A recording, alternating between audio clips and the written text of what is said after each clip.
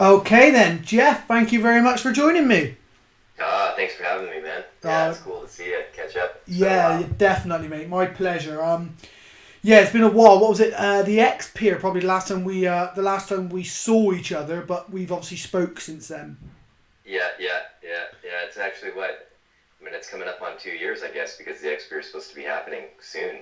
Yeah, I don't think it's not happening, correct? Is that it's Yeah, been officially canceled? cancelled the other day. Yeah, they cancelled the Yeah, other that's a day. bummer for those guys. Yeah, did you apply or you were not going to do it this year? No, I wasn't going to do it this year. I actually thought about it a lot because it was such a good time and because, not relative to the competition, but because I made some mistakes when we did it together, and feel like it would be fun after learning lessons from that experience and learning more about the course to go Yeah. and give her again.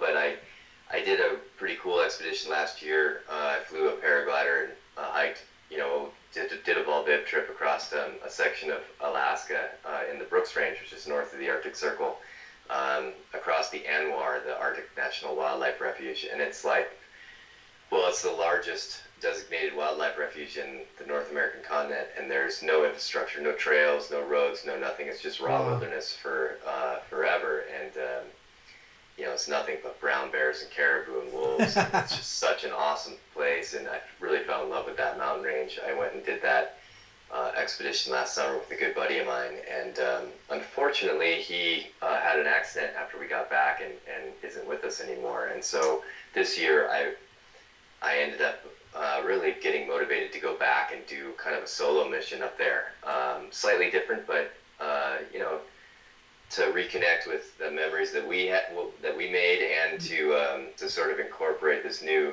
adventure that I've been on lately, which is I've been flying a bush plane around a bunch, which has Yeah, been I saw that. a That's riot, man. Yeah. that was pretty badass. It's one of those. I think if I was to live out in the States, it was something I would definitely do. But here we have very little use for it. I have considered doing like a microlight course here, so that I can fly like Yeah. a fixed wing microlight and get a Jabiru or something. And I just think, it'd be quite cool if I wanted to go and fly birds of prey in Scotland for the weekend. I can just put a falcon on the side of the seat, and I could fly up there. I can be there in half the time, land in a little local place, and you're away. I mean, that's it, right? It's like we both love to fly, and at the root of it, it's the flying that's enjoyable. But they're also tools, like a bush plane or a microlight. They're toys and they're tools. And Yeah. putting a falcon in the back of the bush plane and flying. I mean, like the Alaskans say, you can fly an hour or you can walk a week. It's up to you, Yeah, And exactly. they are really handy and helpful. And if it's an aircraft that's specialized to do that, then landing in some pretty remote places is really possible. So yeah, Yeah. they're amazing tools. The plane that I'm flying, that thing can land in under 200 feet and take off in about the same, Wow. and it can efficiently get there if you're trying to make some distance too. But at the root of it, it's really fun to fly too. I mean, Yeah. just being able to carve turns up a river or fly up into the mountains and land in these remote places, in itself is super fun.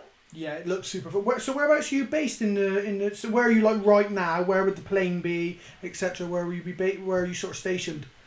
Yeah, my family and I live in Montana, which Hmm. is like in the northwest corner of the U.S. And we're we're on the far western side, right in the Rockies, and Yeah. the plane is in a hangar like 20 minutes from the house, so it's pretty convenient to be able to run down there and just whatever. My wife and I'll hop in the plane Yeah. and go fly into the mountains. It's one little hop over a mountain range, and we're pretty deep in the backcountry. Yeah, Montana is one of my favorite places. I was there. I went there for Lost Prairie, and Oh, nice. it was Yeah. like that in itself. Lost Prairie Boogie was awesome. One of the, I think it's the oldest skydiving boogie in America, right? Something like that. Um, Yeah, and just classically known for its debauchery, and yeah, it's like naked partying and all kinds of stuff. I mean, that's exactly the what it Lost was. Yeah. Prairie is pretty legendary.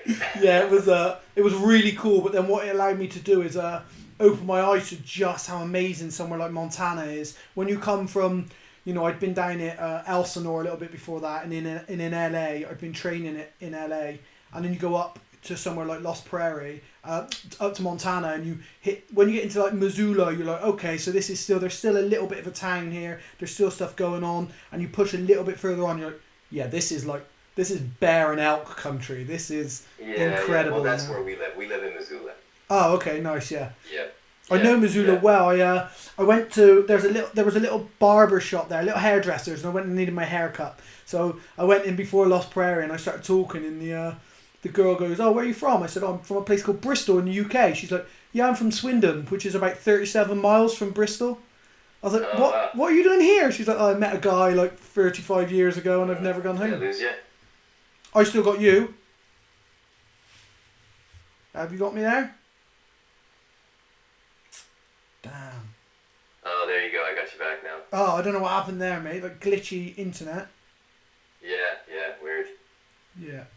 Yeah, so I love the Missoula and Montana. Montana is somewhere I could really see me spending some serious time. So it's nice to get like an idea for people where you are with this plane and know that, when you take off, it must be epic around that area. Yeah, no, it is. It's, we have a couple of the more well-known national parks here, both Yellowstone and Glacier Park are within, range with the plane pretty easily. And so seeing some of that from the air especially, and just seeing how much country there is to see from the air is pretty cool. It's opened up a lot of doors for sure. But like you said, when you came here, for me, it seems like a lot of these things are just vehicles to sort of, connect with people, and oftentimes you find out how small the world really is, Yeah. That part of it's cool, because like when we met at the X Pier, and there are some things that you do that are quite individual, but at a certain time in my life I was into jiu-jitsu, and we both are falconers, and we both love to fly, so I think in a lot of cases you end up meeting people where you find out that you have a lot more in common with people than you might think, even if you do some sort of bizarro stuff like we do.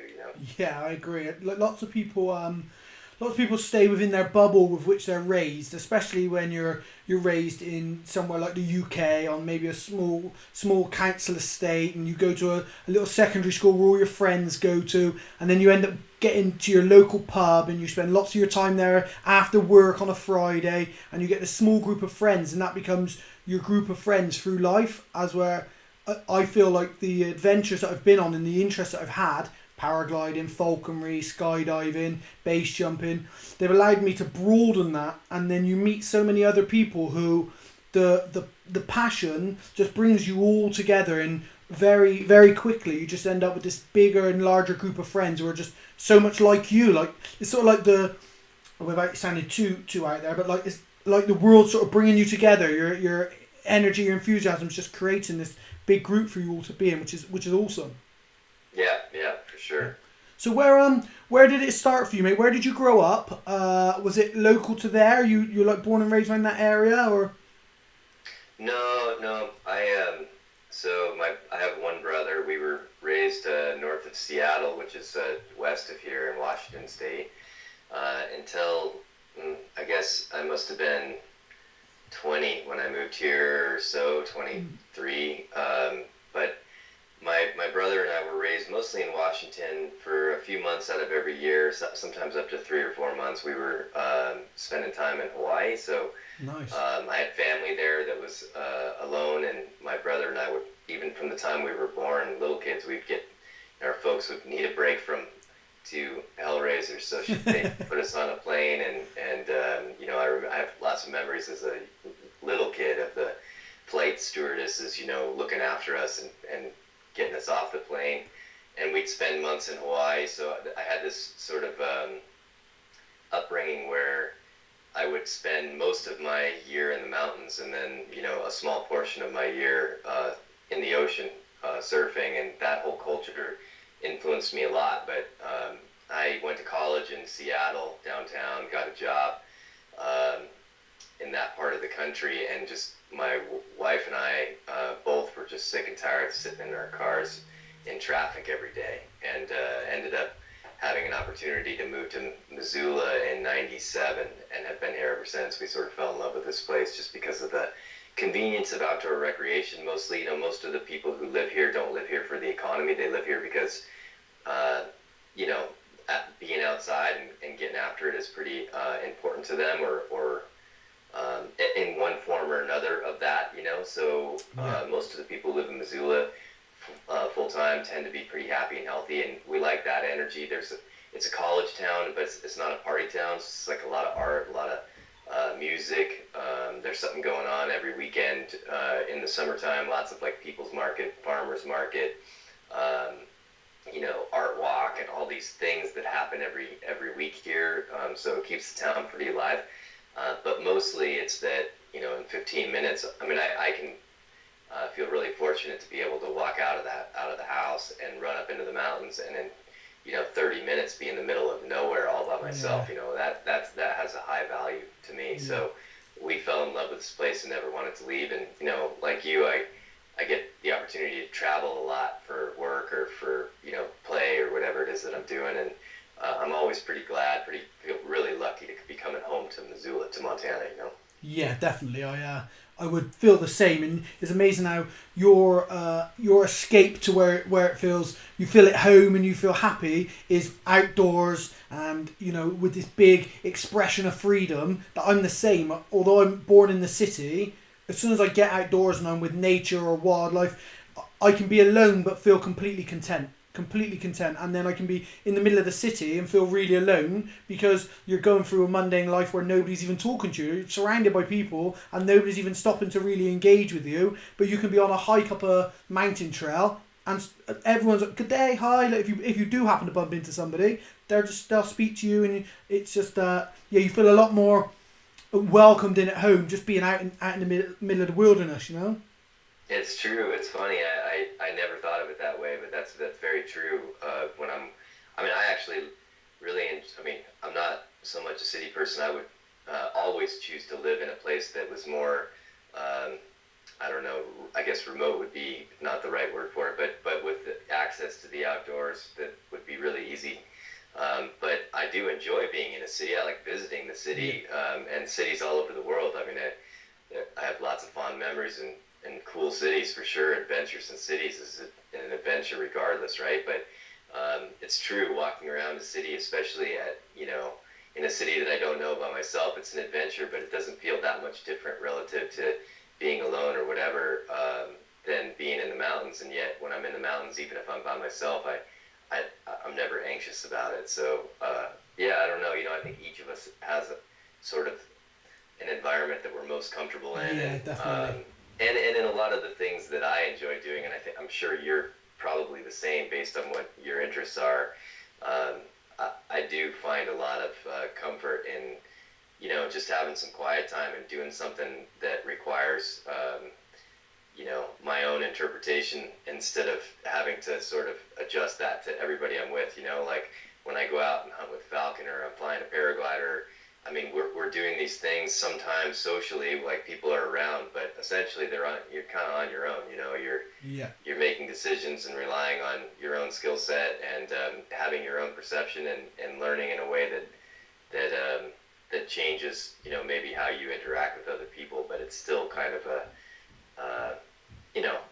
it's still, for me, I find a lot of value in relying on myself and having that sort of quiet time by myself. Definitely. I just started writing a book, and it's sort of a memoir, and I was rewriting a chapter about when I first started flying birds of prey, and I said there's a bit in there, and when I was writing it I was reminded that there was a moment when I first caught something with my Harris Hawk, and I just thought to myself in that moment, like, I want this to be selfish. I'm on my own and I don't want to share this with anybody else. That this is a moment for me, and it's perfect because there's no one there to watch. Nobody got to see it. If I tell anybody about it, I have to relive the memory. And it was just perfect that it was selfish as well. That it was just me, and that's exactly how I liked it. And there's a big aspect to my life, whether that's fishing or falconry, that really does just enjoy that this is for me moment.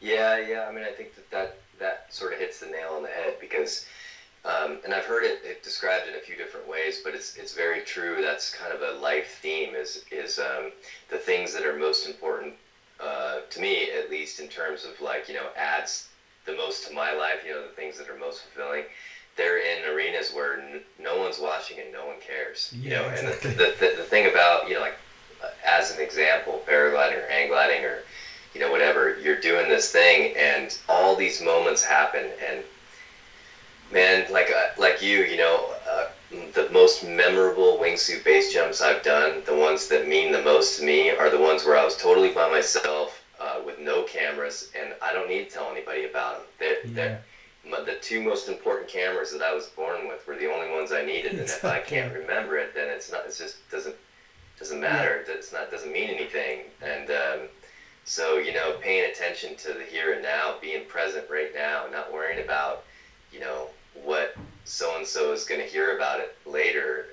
That makes that moment unique and special, because it is. And then, you know, the other part of that is when you tell a story, you know, when you've experienced something, you've experienced it. It changes who you are, because it emotionally affects you. You know, we're out there essentially for this emotional response, and when you tell the story, it's very linear. And if someone isn't there to experience it, then you can't give that to them. You can't give yeah, that how it affects you. And so it's just a story, right? And the way you tell a story, because words tend to murder emotion. You know, you you tell the story, and it's already different than what actually happened. And so it's like yeah, you can't I can't give that to somebody. So in some of those cases, like you said, you know, on those special moments, you might as well not try and just keep it for yourself. Like sometimes I'll see something, and even when I have a camera and I could take a picture of it, I don't, because yeah, I just want to keep that moment for me. I earned that. I was there, yeah, and you know, I mean, call it selfish, I don't know, but either way, that's real life, and I do think it's inspiring and cool to share those things, those moments, those important experiences when we can, through film or photos or whatever. If it inspires other people not to do what you do, but to do whatever calls to them, then it's cool. You know, I think that's yeah, fine. But I also think that it's important to recognize the uniqueness of the moment and to appreciate it in a way that that acknowledges the present, the here and now. You know, and I try to never forget that. And yeah. So, yeah. anyways. You so you were young. You were living Seattle and Hawaii. You started to grow up. What came first for you, mate? Did you were you falconry, or was it like hang gliding? What was your obsession with sort of flight or nature then flight, or because you liked nature that like transcended into flight? What How did it sort of work out for you? Yeah, it's funny, man. It was kind of an organic thing. I was just a punk kid like everybody else, looking for something, and I think being like a curious dude and just wanting, finding that those unique environments that required a lot of work to get into, and maybe some risk, was kind of a bit of a turn on for a curious person, you know. So when I must have been around 10 or something, one of my dad's friends sort of introduced me to the idea of climbing and told some stories, and I really got into rock climbing when I was 14. Like started hitching rides up to one of our local areas and climbing cracks, and you know, the adventure of traditional climbing especially, and being in the mountains, was just this, you know, sort of expression of freedom for a kid who was, you know, I mean, I was just a punk, a skateboard. You know, I was into surfing and skating and snowboarding and all these things, but none of my friends were climbers. You know, nobody was into rock climbing. This was a unique thing, and was something that you had to work hard to get to. So I got into rock climbing around, I guess I was 14, and I got into it heavy and started climbing a lot, and started going down to Yosemite, which was, you know, a bit of an eye opener, because it's so historically huge there, and just Yeah, kind of the center of modern rock climbing, and the culture. You know, these kids that I was meeting down there, they were all like, you know, interested in the same things I was, and so a buddy of mine was this guy that I met was designing portaledges and packs and harnesses and all kinds of stuff for climbing. He's a pretty passionate climber. He's really different than everybody I'd met, and we just kind of clicked. And he was going to loan me one of his new designs for a portaledge to go down to Yosemite. And I drove over to his shop to go pick it up on my way down to the valley. And there were pictures of him all over his shop flying hang gliders. And man, it, you know, it just it completely grabbed a hold of me, and I was, you know, sure, 100% sure that that's what I had to do at that point. And so yeah, 17, I learned how to fly hang gliders. He was lucky enough, or I was lucky enough that he was willing to teach me. And I mean, yeah, I spent, you know, that first summer basically flying every single day, and you know, kind of learn the ins and outs of how you do these things from some renegades. The guys that taught me, they weren't instructors. They were just, you know, they were loose, man. It was pretty funny. Yeah. I mean, now I look back on it, especially being, you know, an instructor or whatever, teaching other people how to fly over the years. I look back on the way I learned, and I mean, I'm really good. I feel really lucky to have learned that way, but I feel pretty lucky to have survived it, you know, in some ways. Yeah.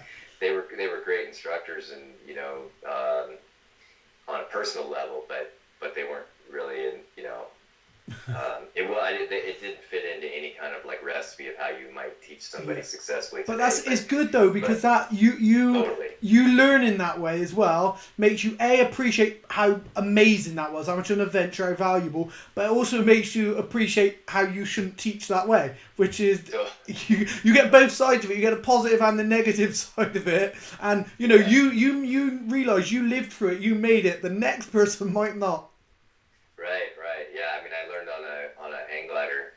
I mean, it was, in my mind, it was like no different than, you know, buying a used pair of skis from a garage sale. You know, I learned on this glider that was built in 1978. It was a Flight Designs Sabre 205, and it had, you know, it had duct tape on it, and like the side wires were kind of shredded, and like the same side wires that were put on it when the thing was built, and you know, the battens were flat and fiberglass and had zero shape to them. It was just this, you know, it was basically a Regalo wing.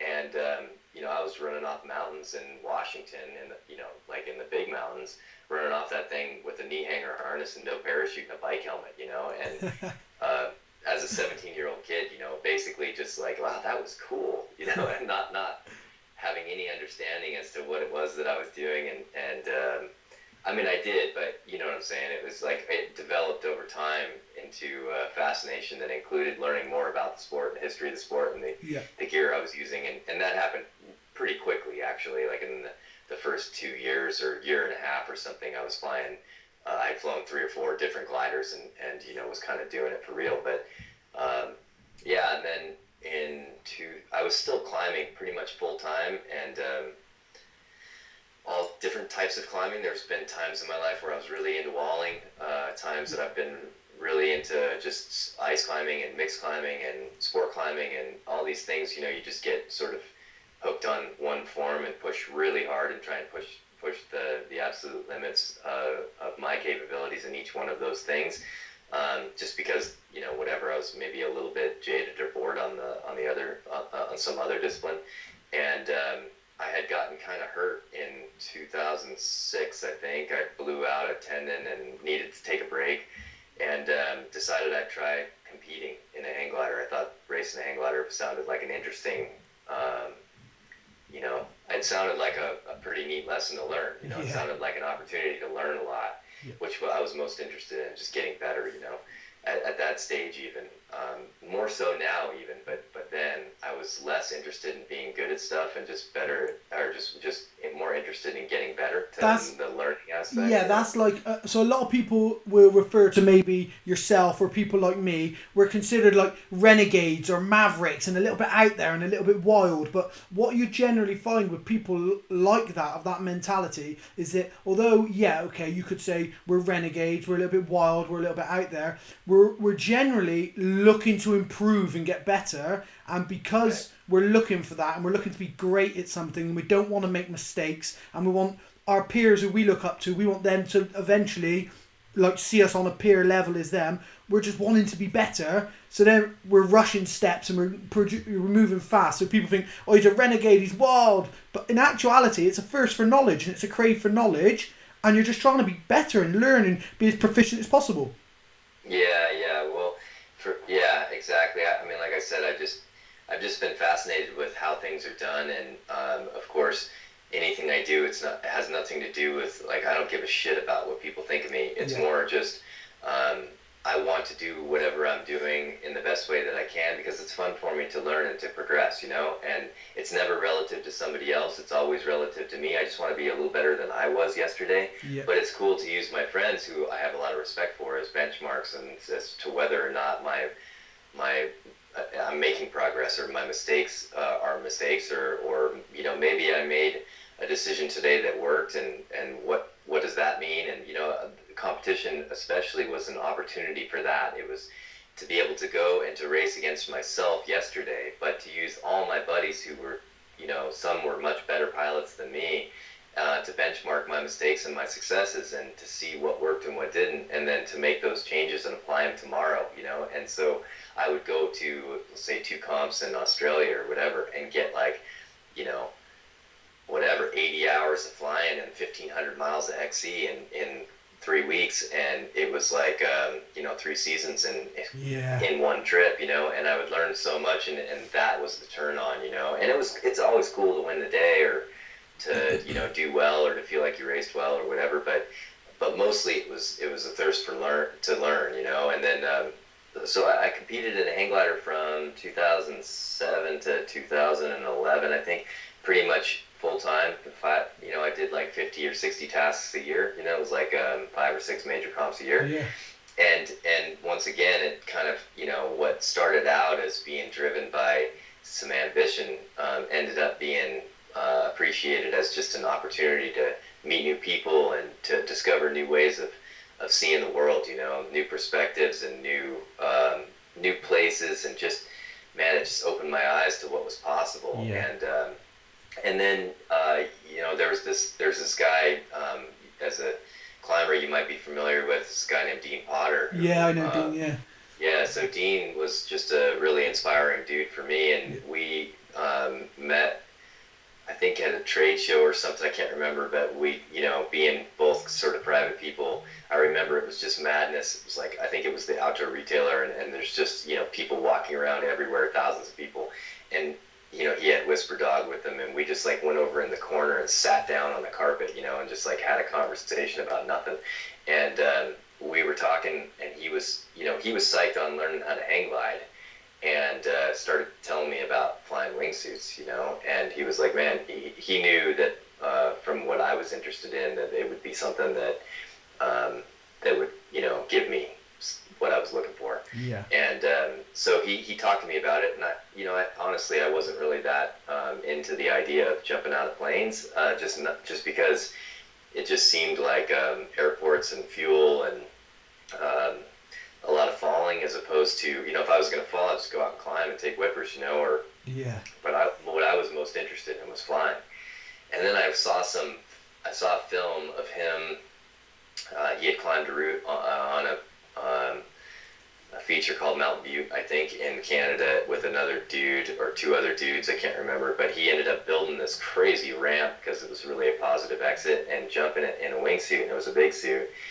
And the Cineflex footage just completely blew my mind that he was flying that long, and the footage was beautiful. I mean, he's flying over like a broken glacier and out this big deep valley, and it was really pretty spectacular footage. And my wife and I were watching it just because Dean was on it, and I remember seeing it, and I just picked up the phone and called him and was like, all right, man, I get it, Yeah. this is something that I'd really like to do. And he was like, all right, this, do this, blah, blah, blah. And, soon we'll be jumping together. And that's kind of how that went, And at that time, big suits were just starting to kind of develop. I mean, people were flying, like Tony suits, they were making some big suits already, and people were starting to fly them. And that movement towards, terrain flying was just kind of getting going. People were watching the occasional bit of footage of people driving lines in France and Switzerland, and there were still comments like, I don't think this is real, I think this is just fake, like it was just so out of the norm. And at that time, some of the big suits were being developed, and the ability to actually fly a suit, gaining performance was developing as I was starting to develop in the sport. I mean, I'm sure people that have been in it longer than me would scoff at that and say, oh man, we were flying way before that. And it's true, but I mean, I remember 7-second exits were like that was gnarly. Yeah. 7 seconds. Holy shit! You like might walk away from that one, and most of the people I knew that were flying terrain lines were flying them in small suits, and still, it was still very much about getting away from the object. And now, I mean, Jesus, like 4-second rock drop is common. I mean, that's like normal. I remember when that was like some of the gnarliest exits in the world. 4.5 seconds. Holy shit! Like you're probably one of 10 people that have jumped that or whatever. But either way, it developed into this fascination with flight developed into flying wingsuits, and I also started playing with paragliders then. I think it was 2010 or 2011. I was doing some hike and flies and kiting a little bit, and it wasn't until maybe 2015 that I kind of gave up hang gliding for paragliding because of that ability to mix the two, to mix those passions of being in the mountains, hiking and fitness, and the understanding that you could cover a lot of ground with, I mean, as you know, man, 80%, 85% probably of hang gliding and paragliding are identical. You're doing exactly the same thing. You're making the same decisions.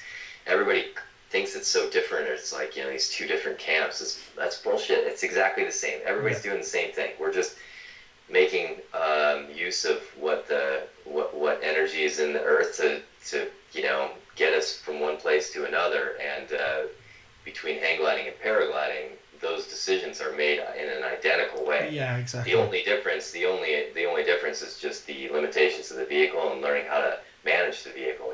So it offered this ability to utilize this skill set and this level of experience that I'd gained from whatever 25 years of flying hang gliders, but also the opportunity to learn something completely new, which was super exciting, right? The learning curve became super steep again, instead of being, it's not that I wasn't learning in a hang glider, it was just that I was learning so much more in a paraglider, and then the opportunity to, as you know, be able to land in the middle of nowhere. And the reality is if I landed in the middle of the mountains in a hang glider, because that thing is 19 feet long and 70 pounds and then another 40 on your back, moving with it is just impractical. But in a paraglider, I mean, you have 9 kgs and it's a proper XC kit like we had in the X-Pier. I mean, you land in the middle of nowhere. If you're healthy and relatively fit, you can get yourself out. You can either hike to another launch and fly out, or you can walk out. Or you've got a shelter. If you need to camp, you've got a shelter that you can just, I can stay here for a few hours if it rains. Rather than walking in the rain, I can cover everything up. I can sit here, I'm good, and I can carry on tomorrow or in a few hours. It's just, it's just so much more convenient. You don't have to, no one's going to try and hide under their hang glider after carrying it for 3 hours, weighing 70, but it's just completely impractical. Right. So the act of flying a hang glider is super cool. It's a really unique way to fly. You're head first. You're prone like a bird. So for those of us that are interested in flight, based on our interest in raptors and bird-like flight, I don't know if I've ever done any flying that's more bird-like than hang gliding. But in terms of trying to cover ground and see a lot of the mountains and be very self-sufficient,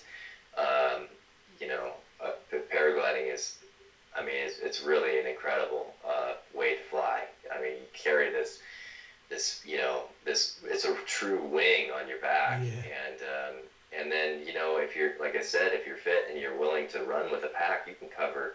I mean, as or as people are proving all over the world, you can cover the ground across entire mountain ranges or whatever continents on a paraglider, and man, that's pretty exciting. That opens a lot of doors, Yeah, exactly. That was when I first started. I was reluctant to do paragliding for a long time. It took my mate 8 years of nagging me to get me into it. And then I thought it was old men who float around a hill, and I was a skydiver who did base, and I'm cool, and you guys are just old guys. And then he took me up and I ground handled, and I realised how difficult it was to ground handle. And as soon as anything's difficult for me, I'm hooked. I'm like, I got to master this. So that hooked me, and then about 3 days after that, he showed me the Red Bull X Alps. I was like, I'm in, sold. That's me. But of course, I was still fighting full time and managing to slot it in with fighting. Paragliding just took precedence. And in my first year, I did like 275 or 285 hours or something in my first year, where most people are doing 75. Just obsessed. Yeah. It just took over everything. I didn't think I fought for a year. I was just like, this is wow. And then that was just doing small XCs in the UK. So they're still probably my favourite, if I'm honest. Flatland, I land somewhere, I know I can just hike to a train, get a train home, or hike and hitchhike, I'm good. But then when I realised you can do this in the mountains, and you can put in a week's adventure instead of a few hours, the possibilities were just endless. I was like, this is speaking to me. This is where I want to go. The adventure, along with the skill that's involved. Yeah, I was sold on it from there. Well, and two, I'm sure this is a part of your interest in fighting as well. As I've learned, some of the best lessons, certainly the ones that include, humbling me, or, basically the experiences that matter the most to me are the ones that I'm typically getting my ass handed to me. So, having some suffering involved equals a greater, opportunity for personal growth, and that's interesting too. It's like, going to the Himalayas and having an open bivvy above 25,000 feet or something, those experiences, to me, are the ones that I remember far more than standing on top, and it's because you learn who your friends are, you learn, what you're capable of and what you're interested in, and that applies to the rest of my life, when I think that I'm done, and I'm far from being done, whether it's a 50-mile trail run or a new route in the Himalayas or whatever, in the XP or whatever, that can apply to the way that I interact with my kid, or the way that I see a problem that needs to be solved, and what attitude I take towards that problem. And in the end, I think for me, it's all about just, and I think for most people, it's all about just learning how to, we're all so small, and we're all such a big, we're a part of something so much bigger than us, that learning how to be a good human, and just do our part is important. So if the experiences that fulfill me as a human and give me, a lot of that, the positive emotional response that I want, which doesn't always include good, right? Like I said, sometimes that includes getting my ass kicked.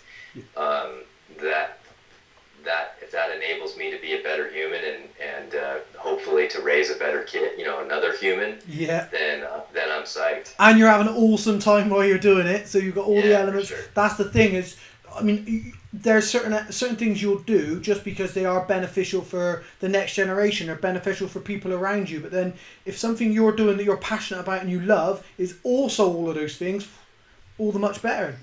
Yeah, I want to die with memories, not dreams, man. I want to die used up and smiling, and I think, life, as you and I both know, life is pretty short, shorter for some than others, and taking every opportunity to pay attention, and I think the ability to pay attention comes from those humbling experiences, but it's important to pay attention and to use the time that we have and make the most positive difference both in my own life or in our own lives, and hopefully in as many other people that we can positively influence. My daughter doesn't make me happy. I have to make me happy. She's a huge part of that. But undeniably, she influences me every single day. She influences the way I look at the world. She influences the decisions that I make and the way that I handle myself and behave, and hopefully influence other people. And each one of us is connected that way. And I think when people forget that, and sort of see the world through the filters of their own egos, we lose that level of connection and the feeling that we're part of something bigger. And maybe that's a little foofy or whatever, but it's something that I've been realizing more and more these days, especially with this human nature study that's happening right now with this pandemic. The way people are behaving and the way fear is controlling the way people behave and treat each other. It's interesting. And on the flip side of that, how amazing people are being too in ways, and the way people are coming together and connecting and doing what's necessary. So, it's I think even social media at the moment, even the fact that people are posting stuff like we shouldn't be rushing out of lockdown. We should be taking our time. I think even that is just a consideration for other people that it's a lot of the time lost. Lots of people go through their everyday life with very little consideration for others. Not because they're selfish people. They're just busy. The world that we live in for a lot of people is just busy. And now a lot of people just posting on Facebook, just like, we should be considering other people. We shouldn't be thinking about rushing out. What about the people who are this? And it's caused so many people who don't generally have that consideration or time for that consideration. They now have it, and you actually see that fundamentally, humans aren't bad. Like, they're not. Fundamentally, humans are good. It just takes a lot of people. It takes a lot of experiences for people to engage with that, and a lot of people gets lost on a lot of people because in this world, people are having to just worry about themselves because they have to go to work 9 till 5. They come home, they have to cook, they have to prep, they have to get ready for the next day. And it does get very simple to get lost in that that roundabout of things going over and over. So you see something like this pandemic, which is obviously is terrible, but at the same time it has shown an amazing side of humanity as well. So yeah. And people, oh, go ahead. Like people, like you were saying just a minute ago, with people, I defy anyone to come out and spend a week with me in nature doing something like camping in the Pyrenees or paragliding and then spend a week like kayaking or I defy anyone to come and spend a week doing that and then be sat there at the end thinking, I want my old life back, I want to go back to the city. There's going to be a point where you're sat there in that week and you're going to think, I could do this. This is what it's about. No matter what your background, everyone at some point will look there on a mild night or on a nice slow river trundling over, and at some point they're going to be, yeah, I can do this, because fundamentally that's where we're meant to be.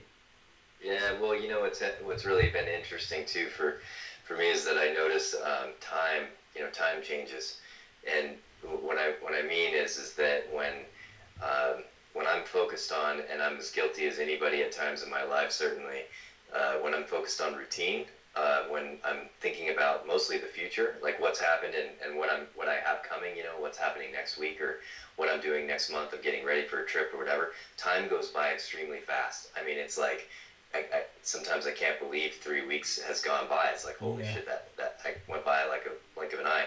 And yet when I'm on an expedition and I don't have any social media and I'm in the tent reading a book on the storm days and I'm hiking around or looking for a way to get to the mountain or whatever during the day, and traveling from village to village with porters trying to get up into the mountains, whatever, each of those moments you're living in the present in such a profound way that time goes by exceptionally slow and a day feels like forever. So a month feels like a lifetime, and when I'm at home in routine, a month goes by like the blink of an eye. And that's been a pretty cool realization to have, because when I feel like time is moving by fast, it's telling me that I'm not paying attention to the here and now. When I'm present, it goes by slow, and I kind of am able to savor every moment. And that's also, I think, a big sort of attractor towards things like paragliding. When we're paragliding, we can't be doing something else, right? Like when we're flying our paragliders, we're flying. That's what we're doing. It's like meditation. You're just base jumping is like the most profound level of that. When I jumped off, an exit wearing a wingsuit, I mean, I don't have the mental capacity to do anything other than exactly that then. And to the point where, you're so in the present that even time doesn't exist. People ask, how long was that jump? I have no idea. Until when I could, watch the footage or ask somebody else, because I don't even have a sense of time. You're living those moments so profoundly, and I think that that's kind of rare. That's like rare life to live, So I think some of my attraction towards doing the things that I do, it's about that. It's about, it brings me to a particular place at which I can't really be doing anything other than that. And you can find it with a quiet mind too. It's just more difficult. You could find it meditating, or a lot of people find it in their own ways, like trail running. I've certainly gotten there. Being after a long intense trip, I get home and I'm walking around in the fields in the morning with a falcon on the fist and the dog. Sometimes I can find it there too, but it's just much easier when it's exceptionally intense and it captures your attention in a way that you can't think of anything else. But it's kind of cool. Can you remember your first base jump? Oh yeah, for for sure. Not Yeah, so. I mean, Did you do the Perrine route and train there, or was it something a bit more adventurous for your first one as well? I mean, not for the first one. I didn't. I definitely didn't take the path that most do. But I did have a buddy who, is still to this day one of my best friends. He kind of, he'd been jumping all over the world, and it was really important to him. This is like before the craze that it is today, but he was really important to him to put me through it a bit. So we did a lot, a bunch of skydiving in a very short amount of time. I think I did 260 jumps or something in 3 months, and then we did go to the bridge on the way home from Lodi. Lodi was loose those days. I mean, it might still be loose, but it's still pretty loose. It's still pretty loose. Yeah, I think it was like my 10th jump. I mean, I just finished AFF, and I'm on my 10th load doing like a 15-way in our boxer shorts for, everybody's stripped down naked, and yeah, it was funny. But I went to the bridge and did a few base jumps off the bridge, and I think, honestly, like the first time I did a steel load where we climbed up under the bridge at night and jumped through the steel, that kind of felt like my first base jump. The other jumps were just sort of going through the routine, something that I'd sort of thought about for a long time, and felt like, I sort of had a perspective as to what I was probably going to experience. And it was still pretty wild climbing over the railing for the first time, for sure. But I did maybe 2 trips to the bridge and just working on some canopy skills. You really need to be disciplined about being able to turn it around, doing a lot of front floaters and pulling rear risers and spinning 180s and getting the canopy to go around without going under the bridge. That was like or even packing 180s, flipping the pack job over and jumping a realistic 180 and just practicing those skills. But my first cliff, my buddy and I walked up to an exit that no one had jumped in the mountains here, and it was just, it was full value, man. It wasn't like a known, it was this backcountry cliff. It was huge. It turned into a place that I'd go and fly a wingsuit.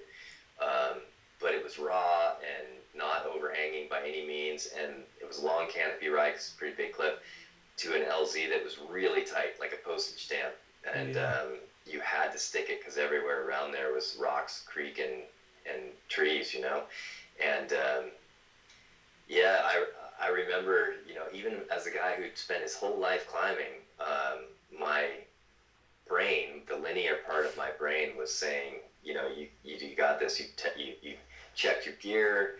You've trained to do this. You've jumped off. I jumped out of a plane a bunch, and then I jumped off the bridge, and I knew the system worked, and everything in my brain was telling me, everything was going to be fine and everything was going to work. But, maybe from climbing so much, standing on top of this, 600-meter cliff, and, just wearing a parachute and looking straight out at the prospect of taking 8 running steps and jumping as hard as I could into the nether world, it was like everything in my body emotionally was saying, no, don't do that. That's death on the stick, And I remember that feeling and having to fight that feeling. I remember that like it was yesterday, And then obviously every time you do it, it gets a little easier and easier as you learn to trust the system. But you only get to do something like that first once, So I definitely remember it. It was cool, and for that, I'm really grateful for GoPros or whatever, because I still have that video, and sometimes, on the very, very rare occasion, we'll watch it and kind of smile and remember how completely terrified I was and how unique an experience that was. It was pretty cool. I get you, especially to be opening an exit on your first base jump, proper base jump. Yes, so you did you were fundamentally looking for wingsuit stuff. You never did any like low urban stuff, or I did, no. I've jumped some buildings, and one of my favorite slider off objects, I guess, is close to here. It's a big smoke, it's a smokestack. Yeah. I really do enjoy some of those I've jumped a water tower that was like... The one in Washington? No, Not the it's one where you here in jump. Have you Montana. jumped the one in Washington where you jump into it? Oh, the nuclear thing? Nuclear No. reactors. Yeah, I have friends who have offered, but I've never been to that It's a cool particular jump. aspect. It is a cool jump because Yeah, yeah, all the nice. noise echoes. So when your canopy opens inside, you're used to getting like a, but then all of a sudden it goes like, and you think your canopy is ripped in half or something, and then you've got to Yeah, fly round in a circle to land. It's a cool jump. yeah, and I do like the urban jumps. I like flying between buildings and the whole, ninja get away with it thing. I Yeah, do enjoy that. Maybe it's a little kid in me or whatever, but yeah, primarily I got into base jumping for flying wingsuits in the yeah, mountains and for seeking out exits and the adventure of it. And here we're very fortunate to have that. I mean, um, the wingsuit base jump population in this part of Montana is a population of one.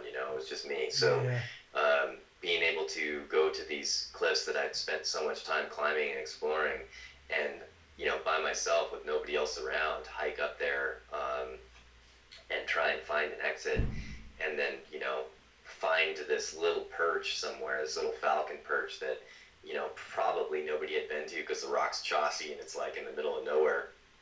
And if I'd done the research, relative to a glide angle to an LZ, and I'd walk the LZ and I felt good about it, to pull a wingsuit out of the pack and jump it and fly it. yeah, And then to do that, I mean, I was doing that 3 to 5 times a week solo and not telling anybody about it for a long time, yeah, and all these exits around Montana. Uh, a lot of them still haven't been jumped by anybody else, and the ones that have were just friends that came and either opened the exit with me or jumped it with me afterwards. And a lot of them are really special, and I guess call it selfish or whatever. A lot of them I want to keep that way, not yeah. because I'm still jumping them, because I'm not, but just because they were really special. And if someone else wants that same experience, then they should go and get it. They should earn it. It's like some climbing areas, for example, um, you know, no guidebooks, no bolts. Like, it's not, you want somebody else. It's not because you want to keep it a secret or keep it from them. It's that you want to give them the same experience. I want to give them the same experience I had, Yeah. which is essentially that first descent experience, because you're going in there and you have to earn your turns. You got to earn every ounce of it. You got to find the route. You got to find your way through the wall to the ridge or the summit, and place your own gear and make your own decisions and pay your own consequences. And at the end, you'll have a richer experience because of it. And so I think of it not as selfish, but as being selfless. If I added bolts and I wrote a thing, it would be more about trying to tell people what I did, which is stupid, Yeah. than to allow someone else to have that same adventure. Which I find You're really taking the high adventure. value. Yeah, you're taking the adventure out of the adventure. Somebody Right. wants to go on an adventure. Well, I'm taking this away from you because I'm telling you how to do your adventure. Yeah, I agree with you. I see I can see the drawn, the fairy tale story that comes from that. If I do that, even if I know you've jumped an exit, if I know you're the only one who's jumped it, if I go and find it, that's going to make me like, well, I've got the same experience. I can talk to you about the same experience. So, like when we were in Moab for Turkey Boogie a few years ago, Turkey Lost Boogie you was. again. Oh, Oh, there you go. I'm back. I got you now. Okay, cool. Yeah, I was in Turkey. I was at Turkey Boogie in Moab a few years ago, and it all ended. Turkey Boogie dispersed, so there's now no one left. There's just me and a couple of guys. So we were on YouTube trying to find what exits looked like on YouTube. So we'd go hiking to somewhere where we thought Welshman's might be, or we thought this place might be, and we'd hike, and I'd look on YouTube and think, that looks a bit like the exit from here. Do you think it's... And I'd laser it just to be sure, like, it's high enough, we should just jump it anyway, and if it's Welshman's as well... I'm just doing that, just exploring and thinking, is that funky front? It looks like it could be. That was amazing for me, because you just didn't have... You didn't have a map, you didn't have a guide, it was just... And your adventure's 10 times that. What you're describing is 10 times that. So I can relate, and I can only... for me, I would be thinking, yeah, I would want exactly what you're saying. Not to be told. Yeah. Well, and it's an interesting thing because, the perspective of what it was it's like, once again, like what we were talking about before, it's very hard for me to describe it in a way that actually gives it to someone, because, man, it's hard for me to describe what it's like to wake up at, after a kind of a fitful night of sleep, knowing that I was going to try and do this thing the next day, that, could be the last moments on the planet that I get to spend, and waking up pre-light. You don't have anybody to motivate you. You're doing it yourself. You drink coffee and you drive 45 minutes down into the mountains, and to turn the radio, you got the music and you got the heat and the whole bit, to turn the car off and get out into the cold morning, before light, put a pack on, totally silent, by yourself, and to walk into the woods and up into the mountains without anybody with you, and not really any idea as to whether or not it's going to work, to 4 hours later end up on some perch 2,000 feet above a raging river in a small spot that you're pretty sure you can make it to, and to make those decisions relative to whether or not it's appropriate to do, and pull a wingsuit out and zip it on, and then to fly it. And the feeling of landing, you land safely and walk back out to you hike back out to your car, and 4.5 hours later, it's still like 9:30 in the morning, and you drive home and you stop at some gas station to put fuel in your truck, and the person behind the counter who's having a completely normal morning is like, "Hey, honey, how's your morning going?" And you're like, "Yeah, pretty good." Pretty damn good. And yeah, I mean, doing that is, it's like this, it's a gift, it's a gift that you give yourself, and the payback comes from all of the uncertainty and all of the self-reliance as to whether or not you're going to experience something in profound or not. It was completely up to me, and once again in an arena that no one's watching and no one gave a shit. Like, it's not important to anybody but me. But how it affects me and how it changes me is applicable to the way I interact with the people I care about most. So in that way, I see it as, or I saw it and still see it as, a benefit to, to not just me, right? It's not just a selfish thing. It's like, I certainly feel like, I appreciate my partner and my kid in my life in a way that I couldn't if I hadn't experienced those things. So I'm pretty grateful for it. Yeah, and you are probably, there's probably only a handful of people in the world who are doing what you're doing. Like, if a handful, like there's lots of people who are base jumping, and base jumping's become a bit commercial, but there's only a handful at most people doing what you're doing, going out solo, exploring, finding exits, having enough knowledge to research them, look at them and think, I could do that. You go and you take the exit on your own, walk away, and that's it. It's just for you. That's very, very unique, especially even within the world of base. Very unique. Well, but it's the soul of it, right? It's the heart and soul of it. That's where it comes from, and that's why I guess when someone emails me and says, "Hey, I'm gonna go and try and fly far in Texas. Where should I go? How are the conditions? What forecasting tools should I use?" I mean, I try and give everybody the respect to answer and to help if I can, but it's a real turnoff, because I'm just like, man, where's the fun in that? I don't want to tell you all the answers. Like, exactly, go figure it out. Like, that's stuff that you got to earn, and it's going to mean more to you when you do. So it's kind of one of those things. It's like it's a turnoff when someone says, where's that exit? I want to go and jump it. What's the flight like? Where do I land? I'm just like, man, wow, really? Like that you just basically said, scoop me some ice cream, but take all the chocolate and all the flavor out of it, and put it in a package, and then in fact, don't even send me the ice cream. Just send me the video, and I'll make sure everybody thinks that I ate it. It's just weird. I completely agree with you. Yeah, you're losing the essence. You just want the jump, and for me, the jump's the smallest, probably the worst part. The adventure's everything but that's the worst. I say to people, I've said to people before, like, I do a lot of low urban stuff. That's my sort of thing. I like sneaking into buildings, and I like that. So I like to pretend I'm James Bond, basically. Sneaking past security and stuff. But for me, I've gone up on top of buildings, and people have been like, "What do you think?" I'm like, "Probably be alright, but I'm not going to jump." And they're like, "What?" I'm like, "I'm just not going to jump." And they're like, "Oh, but you've come all this way." I'm like, "Yeah, how amazing is that? I've had the adventure. Like, now I go, I walk off, I don't get hurt. I can go back in a month's time and take the jump. But for now, I've had the most amazing adventure. I got past security. I know how to figure it all out, but it doesn't feel right, so I'm not going to do it." And for me, I've had all the best bits. I think I'm basically a burglar. I'm basically a burglar who doesn't steal stuff from people's houses. That's basically what I am. I just like breaking and entering. That's the deal with urban is if you can do it without breaking anything and leaving zero trace that you were ever there, that's the only way to win. If you break something, you lost. Like you're not doing it right. Yeah. But I also I agree with that. A lot of people will say, and my friend Rob Heron and I talked about this a little bit. When someone says, "Man, there's so much risk in base jumping or wingsuit base jumping or whatever, it must be fun," and you're like, well, I mean, the fact that it could take more than half a day to do one jump, and the jump itself is, like a minute and a half or 2 minutes. I mean, it's pretty fucking fun, Like you're spending all this time when this thing that you're actually doing is such a small amount of time, and what they're hearing is that, oh, it's such an intense experience that all the work is worth it. And it's like, no, you don't understand. It's the whole half a day that's the jump.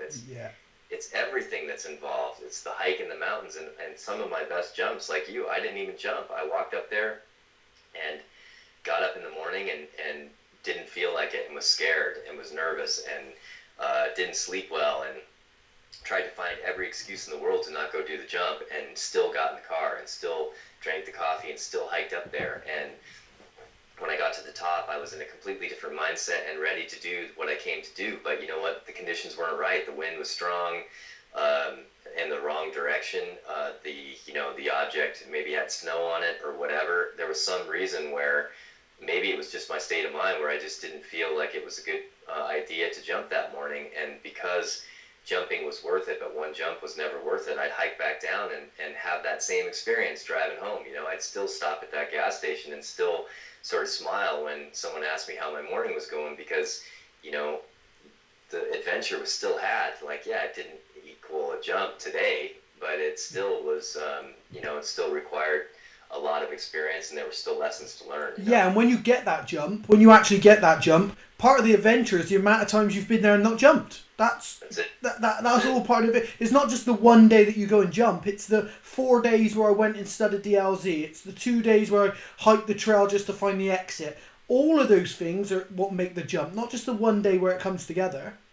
Yeah, I mean, I wouldn't have experienced how awesome it was to have a good flight in the X-Pier if I hadn't made some mistakes and ended up super short. It's like, I think, you have to experience the loss and the pain to be able to truly experience how amazing life can be too. You just have to have that perspective. Otherwise, you're sort of kidding yourself that you understand it completely.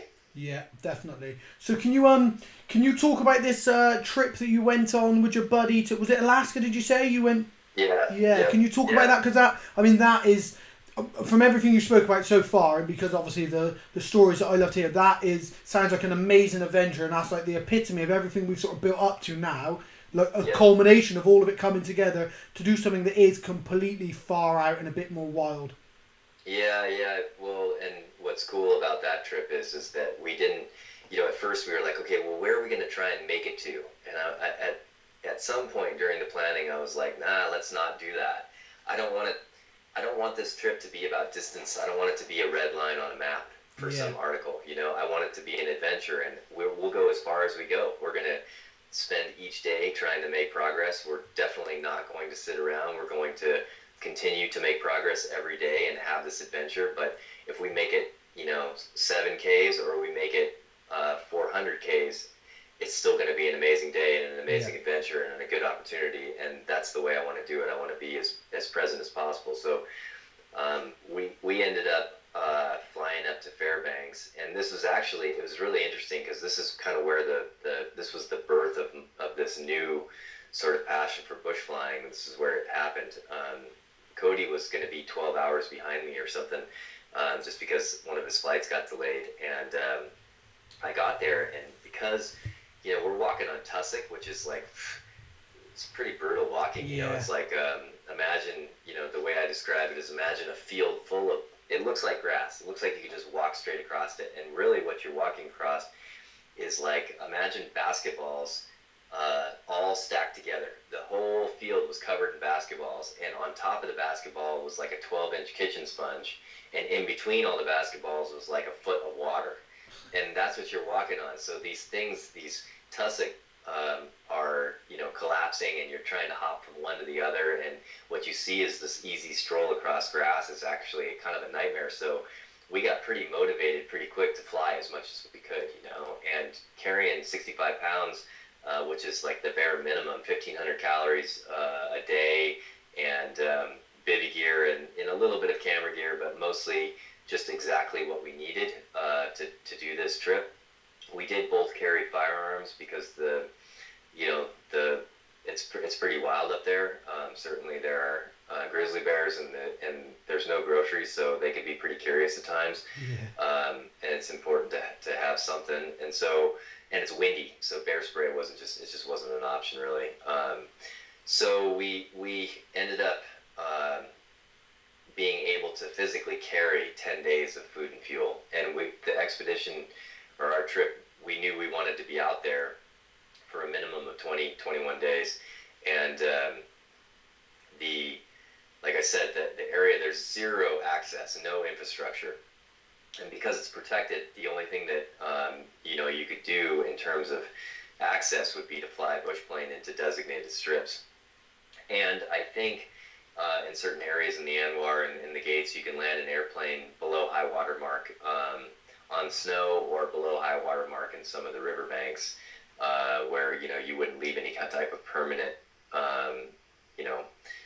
sign that you had been there.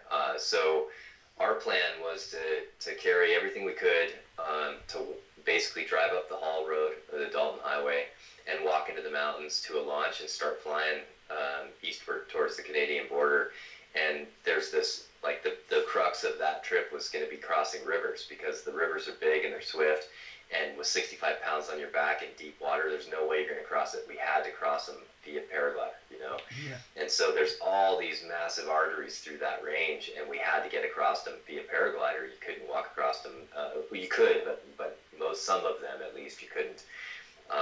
So we sort of started our adventure, and when I got to Fairbanks and Cody was behind us, I met up with this bush pilot who was going to do our food and fuel drop. One food and fuel drop in the middle of the expedition. He was going to come bring us another 10 days of food and fuel. And we didn't want to hose ourselves by pre-placing it and having to be there at a particular time. What if that time was right in the middle of the best flying day of the trip, and what if that spot was way out of our way relative to the direction we were traveling, because the weather was the way it was, which above the Arctic Circle, you have no idea what's going to happen. We had 23 hours of light, 24 hours of light, but the sun angle's never good, so the flying is actually quite soft, and it's pretty windy. So imagine flying with light lift and lots of wind in a very convoluted mountain environment with lots of places to land, but no real route that makes it super convenient to get from one place to another, and your days from rescue. So if you get hurt, your risk management has to be, relative to where you're at. And, there were some areas where you couldn't get a bush plane in. There's just no way. I mean, you would have to call for a helicopter rescue if you broke your back or something. And that was a major deal. You're talking about a military helicopter coming from a day away, or more. Wow.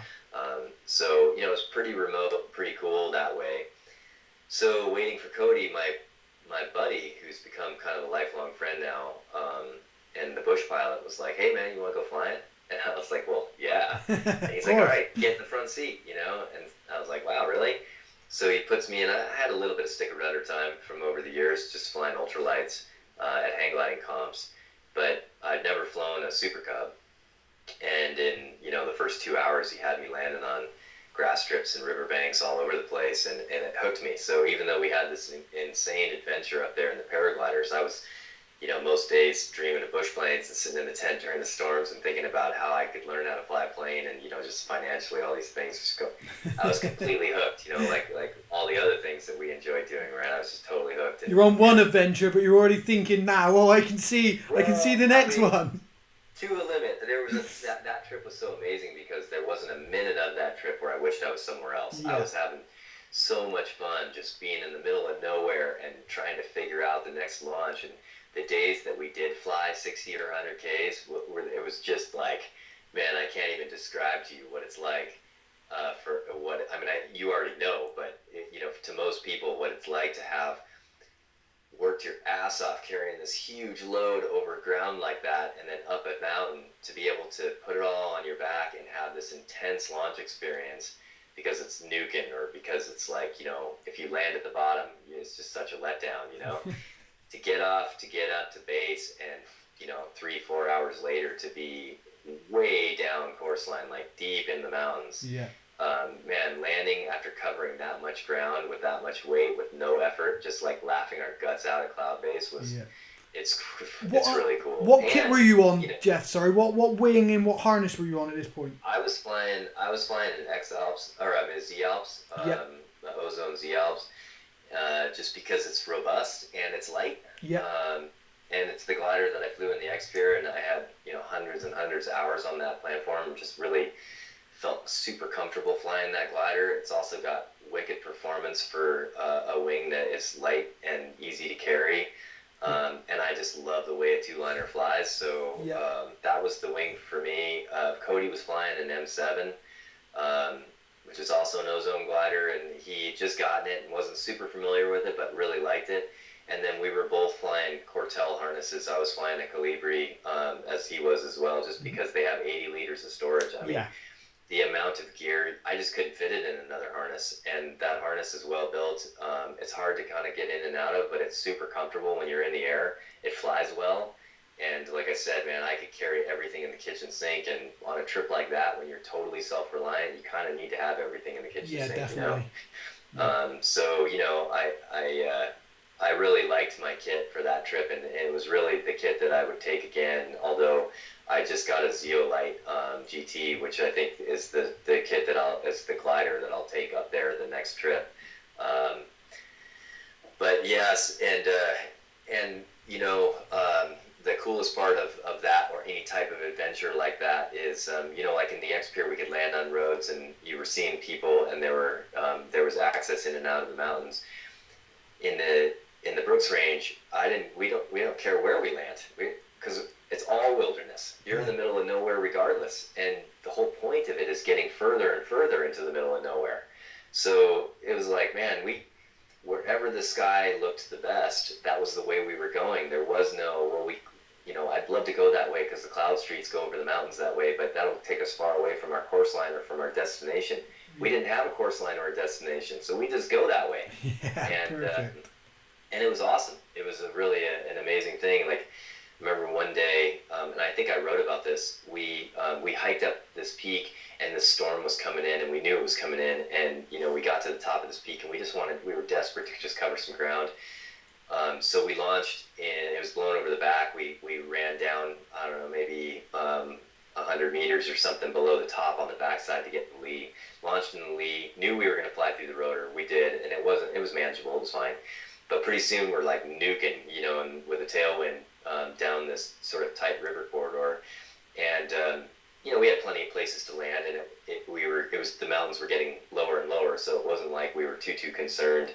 And you know, at the end of our long fast glide, we just turned into the wind and landed. It wasn't that big of a deal. But by the time we got our gliders in our bags, lightning was crashing like directly above us. You know, those moments where like you see the light and then bam, it hits you super hard. The sound is just like you know, shakes your brain. And it was, you know, driving rain 40 miles an hour from behind. We're totally Gore-Texed up, you know, putting on our rain pants and our rain jackets and just soaked to the, you know, and we're walking with our packs out this riverbank, and it's just 8-10 foot willow thick. And the only way through it is this trail that we found, which was obviously a bear trail. And, you know, we're walking out this grizzly bear trail with fresh grizzly tracks in the mud. I mean, this thing must have been 10 minutes in front of us because the claw holes were open. There were clumps of mud all around the tracks. I mean, it was right in front of us. And, you know, the raging river next to us, going through tight turns and thick willow, the wind and the rain and the lightning. It was like really an intense experience. You know, we're whistling and hooting, just trying to make sure that if that bear was in front of us, that it knew we were there, because obviously they're less interested in being around people. And I just didn't want to come around a corner and be nose to nose with a surprise grizzly bear, you know. And then, you know, we walk out of that.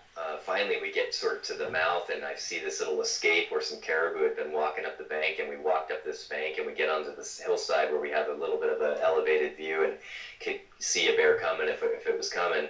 And, the storm passes, and it gets sunny again, and it goes from 30 degrees to 70 degrees, and, we're steaming now because we're starting to dry out, and, we get up on this hillside, and, man, we're tired, we're kind of whooped, so we're going to set up camp. We set up camp, and as I'm setting up camp, I hear this dog bark, and like kind of nip, you hear this, and I was like, man, who is out here with their dog? I mean, we're in the middle of nowhere, and I look over, and like 100 meters away on the hillside is this big black wolf, and it's looking at us and sitting there like a house dog, and it starts howling. It's just this lone wolf, and I howled back, and we howled back and forth for over an hour as it was just kind of watching us set up camp, and it walked up and over this hill, and this wolf takes off over the hillside as we're howling back and forth, and I'm looking at my watch. It's midnight. And it's like sunny at 70 degrees, and we're setting up camp, and it was just like, man, it was such a wild day of, something that's so far different from my normal day that, it's those kinds of memories that stick with me, not, how far we went or what we accomplished. Exactly. It's being able to howl back and forth with a wolf in the middle of the Alaskan wilderness, that was cool. Yeah, that's pretty awesome. And so how far into the trip are you when this happens, when you get that experience? It was probably 8 days in, which, as you know, if you're present every moment of those 8 days, feels like a long time in. We've been going for it, and I think it was probably a week in or something.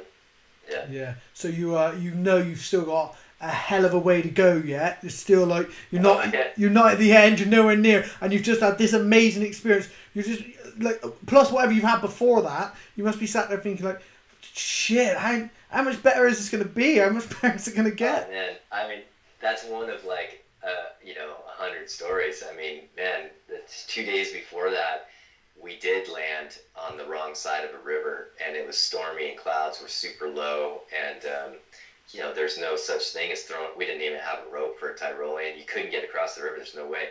So we spent almost a full half day looking for a bluff that was into the wind, that was tall enough, and setting the glider up and putting all the stuff, it was like a half hour to pack the harness to get a flight, just to be able to pull the glider up in a 18 to 20 mile an hour wind and crab across for a 5-second flight a raging river that if obviously, like, whatever, if you landed in the river, you'd die. Oh, you're dead. You just drown. And I mean, it was just raging, and we pulled gliders up and flew the 5 seconds over and kind of hovered to a landing on the opposite riverbank, and put the gliders away, and there's a moose standing in the willows over it on the other side, and we're thinking like, man, we just it literally we spent 4 hours getting across a section that I could throw a rock to, but we couldn't have done it without the paragliders, and just the experience of trying to get across it mattered more than the distance we had covered, obviously, and the fact that we could keep going. It's like, okay, now we can keep going. The positivity, like the lift in positivity morale must be amazing. You've crossed it, you've taken a gamble, you've crossed it, you're uninjured. You must just be looking at each other thinking, shit, we're like, let's go, let's carry on, this is amazing. And, what was incredible about that day was it was so stormy and gnarly, and after we crossed the river, once again, the storm passed, and we were able to hike to another launch, and by the time we got to the launch was perfect, and the conditions were perfect, and it was, that day actually was our first, it was only like 40 Ks, but it was the first time that we launched, and it wasn't just a gliding flight, it was like, we went up to base, we connected thermals, we covered ground, we crossed valleys, and we crossed several of the big rivers that we needed to cross. And I remember when we landed, that day, I remember when we landed, it was like, wow, I think this is going to work. Like, I think we're actually going to be able to do this. This is amazing. And comparatively, you say it's only 40K, which a 40K flight would usually you'd be like, but what is that comparative to walking? The time of walking. So a 40K flight took you how long? And and you did it in how long? Like an hour and a half to do the flight? Yeah, it was about an hour. Yeah, it was about an hour. It's pretty technical flying, so you kind of had to be patient. But yeah, I think it took. I mean, comparatively, I think a few days later we did another 65 or 70K flight in an hour. So it depended on the day and the wind, but I think that day it was about an hour to go 40Ks. And you know how it is, man. Even at home, I would trade a 40K flight that took me 3 hours and I was barely staying off the ground for an easy 100K flight any day of the week, because it's more rewarding, And I think more than anything, it just showed us that what we were doing wasn't stupid. It wasn't silly. We weren't going to end up 20 miles away from the car 2 weeks later, having sat in the tent for more than half the time or whatever. It was like, no, we're having one, and this is going to work. We're going to do this, and I don't think there have been some dudes, some of the locals up there who had flown in the Brooks Range, and maybe even some Vol Biv had happened, but I'm not sure if anybody. Certainly, we didn't find any information about a lot of flying north of the Arctic Circle. So at the time, I wasn't sure what the lift was going to be like, or whether or not we were going to be able to fly in the middle of the night, or what our window was and what our capabilities would be up there. And once again, that's the attraction, right? It's like the last time I went to the Himalayas, we went to climb an objective that had never even been photographed. To me, that is more interesting than seeing pictures of a peak or having it be notorious and having a line picked out and all these answers already. I don't want to know the answers. Yeah, like exactly. That's the point of the adventure, Yeah, I want to write my story. I don't want to know the ending. I want to write my story, and then the ending's going to come. And it's the reason why when I did share the story, like I think I wrote an article for Cross Country or something. I made sure not to put a map with a red line on it. I don't want people to know where we were. And once again, it's not about being secretive. It's about giving them the gift of being able to do all those things that we got to do. Because for me, the most meaningful part of that trip was picking the line, looking at the sky, figuring out the rivers, memorizing the terrain and the names of the places that we were and what was available and what wasn't, and what trouble we'd get in if we went this way, and what valley was accessible if we went that way, and all of those things, how high these mountains are, what's the weather doing in this part of the range, because the way the systems blow over the Beaufort Sea and come in from the Bering, like it's blowing one way, one direction in one place in the range, and another, and it's very commonly consistent that way.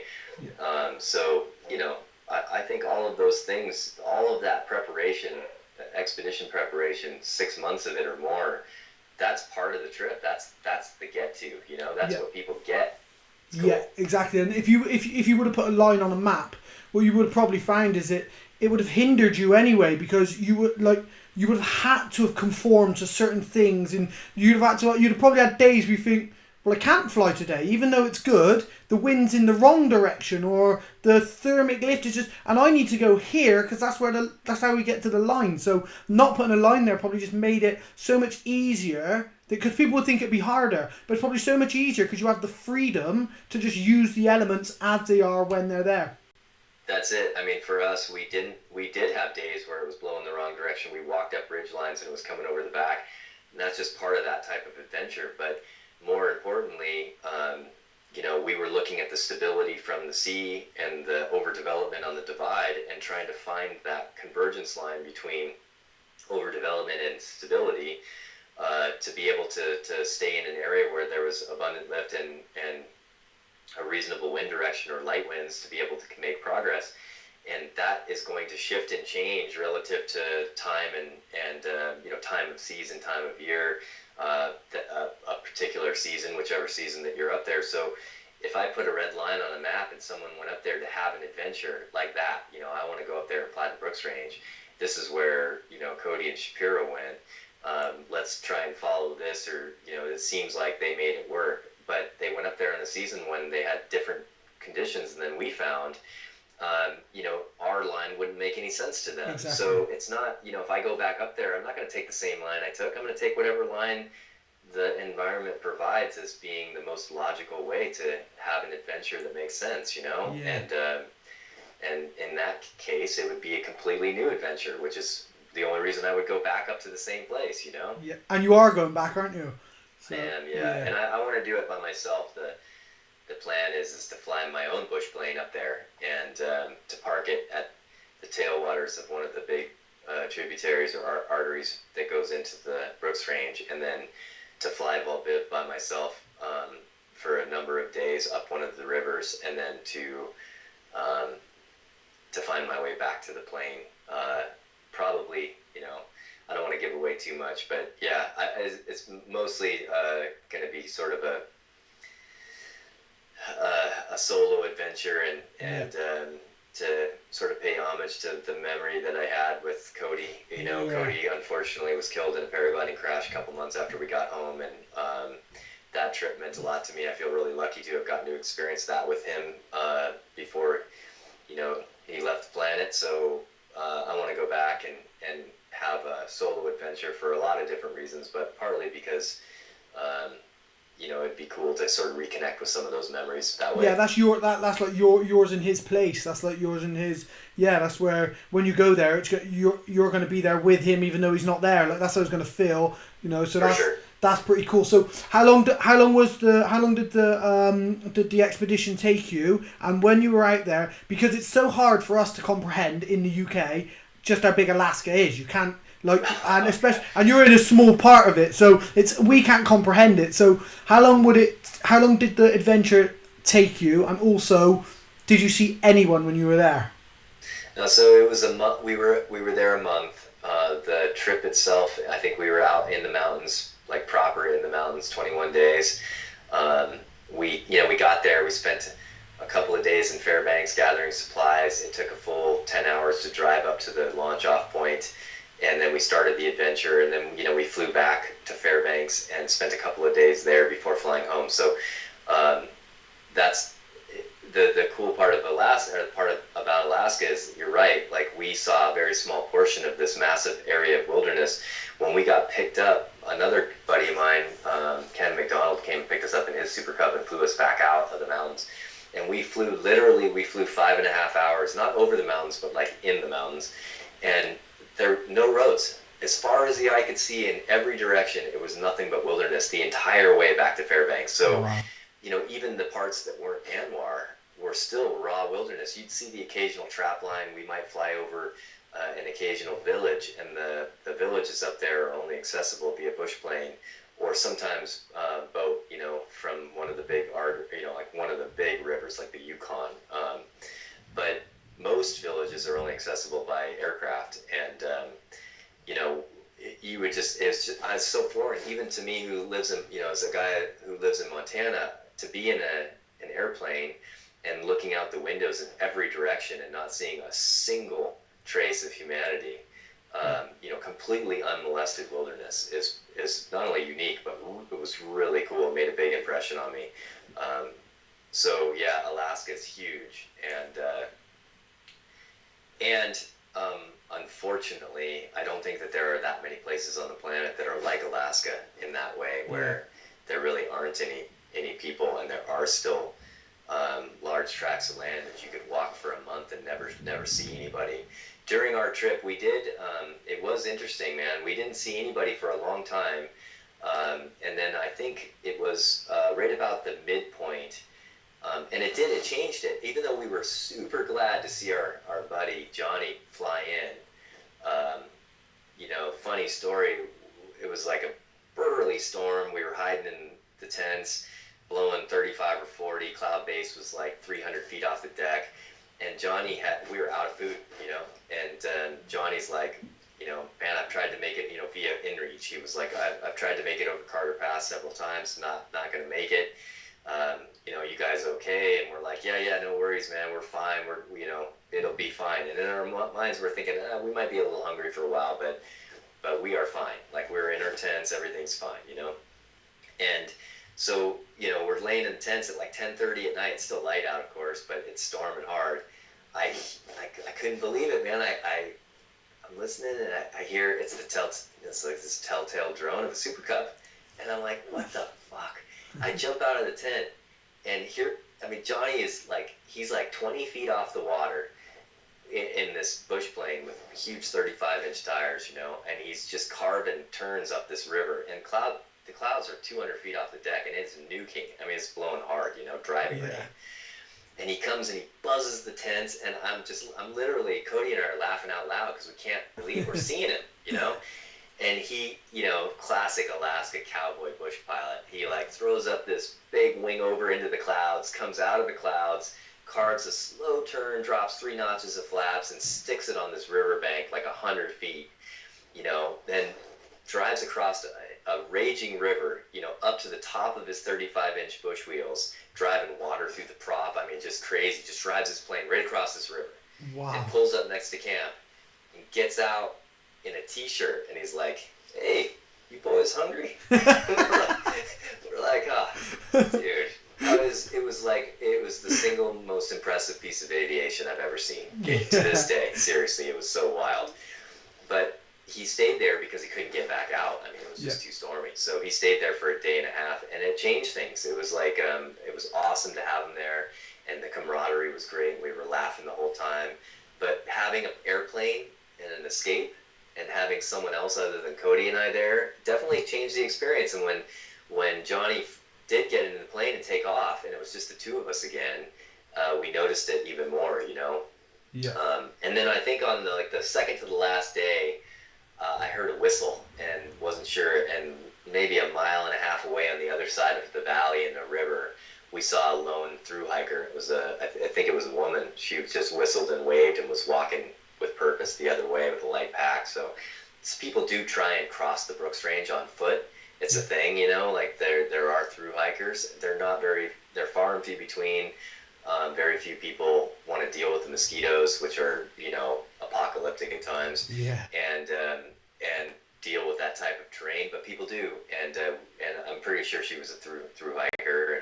And but other than that, we didn't see much, in the way of people. I mean, even that in itself, in 3 weeks, 21 days, you saw the guy you knew you were going to see, and you saw some random lady walking through. That in itself is amazing. I don't think there's anywhere in the UK you could go and not see anybody for 21 days. It wouldn't be possible. Even if you go to isolated parts of Scotland, you would still see someone. Within a couple of days, you'll see like a farmer or someone out hunting or something, So that is incredible. I mean, I constantly am drawn to going to Alaska, from reading Into the Wild to then watching other trips and adventures that people have done, and Gushelbauer and stuff flying along past there. I'm drawn to go to Alaska. I'm in no way prepared to go to Alaska, but it is something that's on my list. I will at some point go there, maybe take a paraglider, but even if it's just to go there and hike for a week or something, just to experience just how wild it is, Yeah, do it. I can't promote it enough. Whether it's Alaska or somewhere else, but Alaska's a good place for that. Just find those places that put you into an uncomfortably, distant spot on the planet, and just walk. And man, I tend to find a lot there, And Paul, and Paul's flying up there was pretty inspirational, and certainly we've conversed a little bit about maybe connecting with the bush planes and doing some paragliding together up in Alaska in the future. But that's the thing about a bush plane, and one of the most exciting things for me to start this whole bush plane adventure, and to be flying a bush plane a lot now, is the amount of country that you can see, and the idea that you can land pretty much anywhere and get out of the plane and go hike and be in the middle of nowhere in a pretty economical way. The cost of running my plane is less than the most efficient car. So it's not like you're burning a ton of carbon. You're certainly burning gas, but I mean, my plane sips. I mean, it burns like 6 gallons per hour, and wow. Runs on 100 low lead, and I can fly a long ways in that amount of time. So it's and certainly relative to wilderness, it's amazing. Well, when you consider as well the line of sight that you can pretty much fly line of sight, you're taking out, compared to a car, you're going to be burning loads less, I should imagine. Also. Yeah, and being able to fly lines or fly and check out walls and alpine objectives, climbing objectives, go look for exits. It's kind of endless. It's pretty cool. Pretty cool. Well, dude, listen, it's been amazing to talk to you, and I could talk to you all day, so we're definitely going to have to do it again. But I usually about an hour and a half, people people turn off and they come back, so I'm just going to keep going on and on and on listening to stories. So I'm going to let you get away. It's been amazing. Thank you so much for joining me, and we will do it again. And so a couple of shout outs you want to do, mate, but send people to your website, all that sort of stuff. How can they follow you, mate? Let people know. Oh man, yeah. Well, first, thanks. Yeah, it's always fun. Getting to talk to friends and see old friends is awesome, man. I really appreciated you reaching out, and I like this kind of format because just having a real conversation is certainly better than some sort of contrived way of explaining things or whatever. But in terms of like connecting with me, if people want to follow on, it's funny, I'm more contractually obligated than interested in social media, but I would be lying if I said that I don't look at things like Instagram and get super inspired by what my friends are doing. I like seeing my friends doing cool stuff. So one thing I try and do is I'm pretty good about answering when people send messages. So whether it's Facebook Messenger or on Instagram, a direct message, if anybody wants to connect or has a question or whatever, they can always reach out to me, and I do. I try pretty hard to answer everybody. But yeah, I follow along in Instagram or I'm not as active in Facebook, or on Facebook, and I'm actually just starting this. Like it's a little uncomfortable because I don't like I said, I'm kind of a private person, but I am starting this film series, a small little film series, just to share adventures in the bush plane, mostly to introduce whoever wants to watch it to the interesting friends I have. Like I'm going to use the plane to fly down to Moab and pick up Steph, and hopefully we'll go climb and jump something together, or I'll fly to Hood River and pick up Tyler Brott, who's a pro kayaker, and we'll go paddle something. And it's mostly to try and capture like their perspective on life, because I've learned a lot from those guys, just my friends over the years, and I'll be working on that over the summer just to stay a little bit more local and to use the bush plane to access all the things that I love to do. So that might be a way for people to kind of stay engaged and follow along, hopefully get inspired to do whatever calls to them, But yeah, anybody has anything to say or questions or wants to connect, just reach out online, and I'll do my best to get back to you quick. Dude, thank you very much. Thank you for doing this. I'm lucky to have you as a friend, and it was great to talk in this respect, mate. Thank you very much. Stay there. I'll say goodbye to you here, and then I'll come over and I'll say goodbye to you personally, buddy. Thank you very much. Yeah, cheers. Cheers, man.